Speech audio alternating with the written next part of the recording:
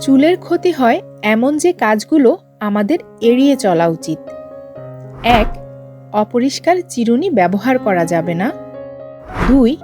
ভেজা অবস্থায় চুল আঁচড়ানো উচিত নয়। ৩. চুল কখনোই টাইট করে বাঁধা যাবে না।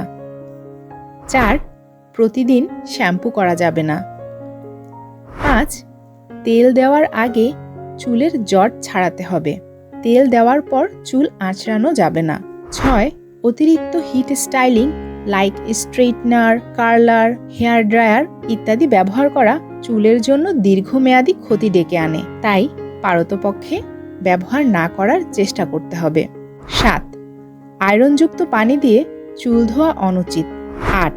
বারবার chemical treatment like rebonding, colour, hair perm ইত্যাদি করা যাবে না। ৯. নখ দিয়ে স্ক্যাল্প চুলকানো যাবে না।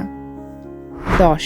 ভেজা চুলে ঘুমানো যাবে না এবং ভেজা চুল বেঁধে রাখা যাবে না।